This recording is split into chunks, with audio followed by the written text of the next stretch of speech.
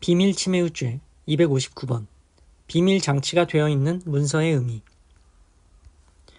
형법 316조 제1항의 비밀침해죄는 봉함, 기타 비밀장치한 사람의 편지, 문서 또는 도화를 개봉하는 행위를 처벌하는 죄이고, 이때 봉함, 기타 비밀장치가 되어 있는 문서란 반드시 문서 자체에 비밀장치가 되어 있는 것만을 의미하는 것은 아니고, 봉함 이외의 방법으로 외부 포장을 만들어서 그 안의 내용을 알 수 없게 만드는 일체의 장치를 가리키는 것으로 잠금 장치 있는 용기나 서랍 등도 포함한다.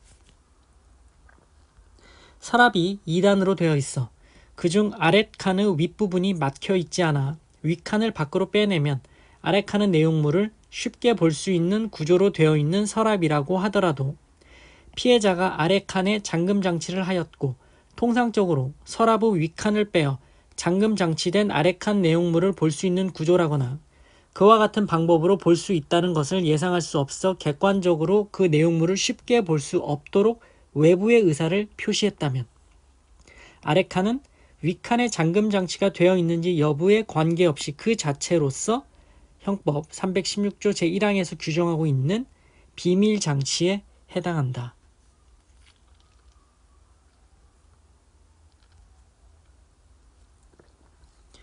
문서 자체를 봉함하는 경우 외에도 타인이 객관적으로 쉽게 볼 수 없도록 피해자가 외부의 의사를 표현한 경우라면 피해자가 예상하지 못한 방법으로 쉽게 문서에 접근할 수 있다 하더라도 비밀 장치한 문서로 이해해야 한다.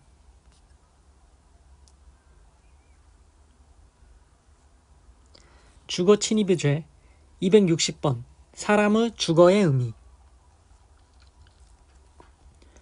주거 침입죄에 있어서 주거라 함은 단순히 가옥 자체만을 말하는 것이 아니라 그 정원 등 위요지를 포함하는 것인 바 다가구용 단독주택이나 다세대주택, 연립주택, 아파트 등 공동주택 안에서 공용으로 사용하는 엘리베이터, 계단과 복도는 주거로 사용하는 각 가구 또는 세대의 전용 부분에 필수적으로 부속하는 부분으로서 그 거주자들에 의해 일상생활에서 감시, 관리가 예정되어 있고 사실상의 주거의 평온을 보호할 필요성이 있는 부분이므로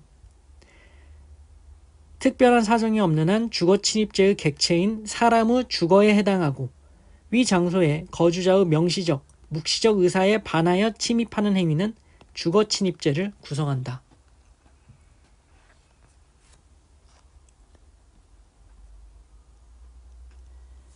피고인이 피해자를 강간할 목적으로 피해자를 따라 피해자가 거주하는 아파트 내부 공용 부분에 들어온 행위는 주거 침입 행위이다.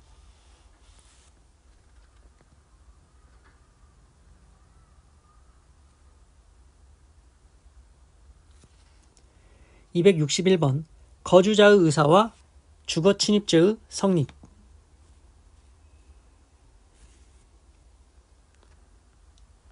주거 침입죄는 사실상의 주거의 평온을 보호법익으로 하는 것이므로 그 거주자 또는 관리자가 건조물 등의 거주 또는 관리할 권한을 가지고 있는가 여부는 범죄의 성립을 좌우하는 것이 아니고 그 거주자나 관리자와의 관계 등으로 평소 그 건조물의 출입이 허용된 사람이라 하더라도 주거에 들어간 행위가 거주자나 관리자의 명시적 또는 추정적 의사에 반함에도 불구하고 감행된 것이라면 주거 침입죄는 성립한다.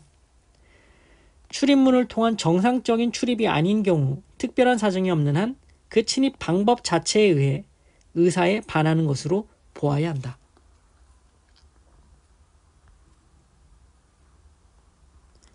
사실상 피해 회사를 퇴사한 이상 피고인은 더 이상 피해 회사의 승낙 없이는 사무실을 출입할 수 없게 되었다 봄이 상당하고 이후 위 사무실에 나타나지 않다가 약 20일이 지나서 피해 회사의 명시적인 의사에 반하여 비정상적인 방법으로 사무실에 들어간 행위는 방실 침입죄에 해당한다.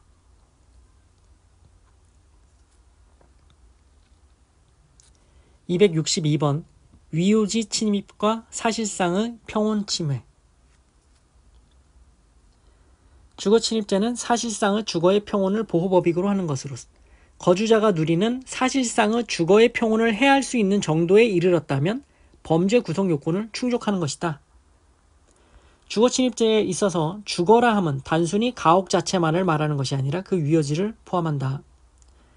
이미 수일 전에 2차례에 걸쳐 피해자를 강간하였던 피고인이 대문을 몰래 열고 들어와 담장과 피해자가 거주하던 방 사이의 좁은 통로에서 창문을 통하여 방안을 엿보던 상황이라면 피해자의 주거에 대한 사실상 평온 상태가 침해된 것으로 주거 침입죄에 해당한다.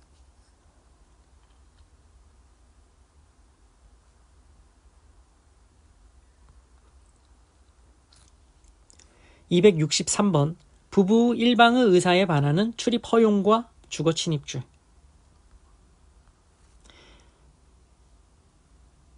형법상 주거 침입죄의 보호법익은 주거권이라는 법적 개념이 아니고 사적 생활관계에 있어서의 사실상 주거의 자유와 평온으로서 그 주거에서 공동생활을 하고 있는 전원이 평온을 누릴 권리가 있다. 복수 주거권자가 있는 경우 한 사람의 승낙이 다른 거주자의 의사에 직접 간접으로 반하는 경우에는 그에 의한 주거에의 출입은 그 의사에 반한 사람의 주거의 평온, 즉 주거의 지배, 관리의 평온을 해치는 결과가 되므로 주거 침입죄가 성립한다.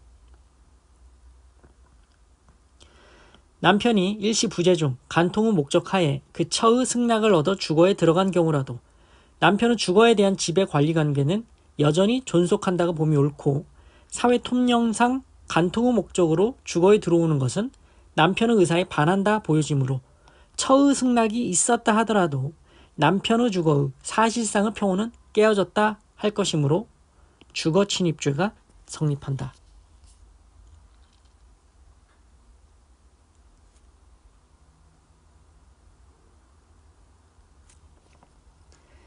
(264번) 주거 침입의 실행의 착수 시기. 주거 침입죄는 사실상의 주거의 평온을 보호법익으로 하는 것이므로 반드시 행위자의 신체의 전부가 범행의 목적인 타인의 주거 안으로 들어가야만 성립하는 것이 아니라 신체의 일부만 타인의 주거 안으로 들어갔다고 하더라도 거주자가 누리는 사실상의 주거의 평온을 해할 수 있는 정도에 이르렀다면 범죄 구성 요건을 충족하는 것이다.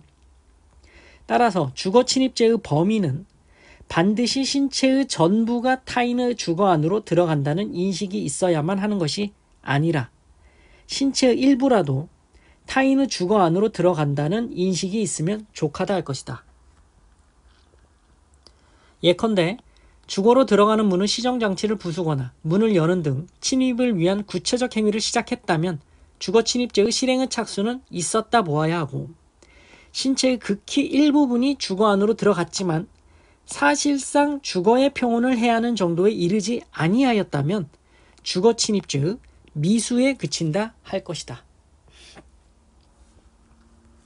야간에 타인의 집의 창문을 열고 집 안으로 얼굴을 들이미는 등 행위를 했다면 피고인이 자신의 신체의 일부가 집 안으로 들어간다는 인식하에 했더라도 주거 침입죄의 범위는 인정되고 또한 비록 신체의 일부만이 집 안으로 들어갔다고 하더라도 사실상 주거의 평온을 했다면 주거 침입죄는 기수에 이르렀다고 할 것이다.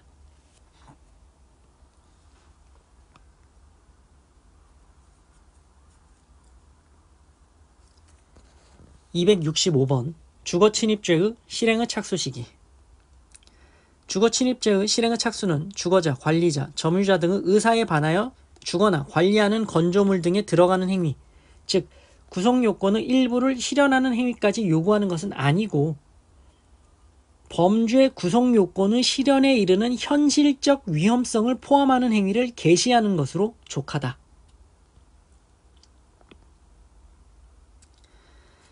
침입 대상인 아파트에 사람이 있는지를 확인하기 위해 그 집의 초인종을 누른 행위만으로는 침입의 현실적 위험성을 포함하는 행위를 시작하였다거나 주거의 사실상의 평온을 침해할 객관적인 위험성을 포함하는 행위를 한 것으로 볼 수는 없다. 피고인 A는 C의 집 초인종을 누르면서 자장면 시키지 않았느냐라고 말했지만 집 안에 있던 C가 시킨 적 없다고 대답하자 계단을 이용하여 아래층으로 이동했다. 무죄.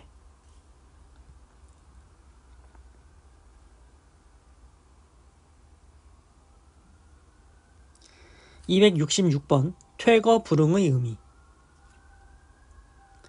주거 침입죄와 퇴거 불응죄는 모두 사실상의 주거의 평온을 보호법익으로 하고, 주거 침입죄에서 그 침입이 신체적 침해로서 행위자의 신체가 주거에 들어가야 함을 의미하는 것과 마찬가지로, 퇴거 불응죄의 퇴거 역시 행위자의 신체가 주거에서 나감을 의미하므로 피고인이 이 사건 건물에 가재 도구 등을 남겨두었다라는 사정은 퇴거 불응죄의 성부에 영향이 없다. 주거 침입이나 퇴거 불응은 행위자의 신체를 기준으로 판단한다.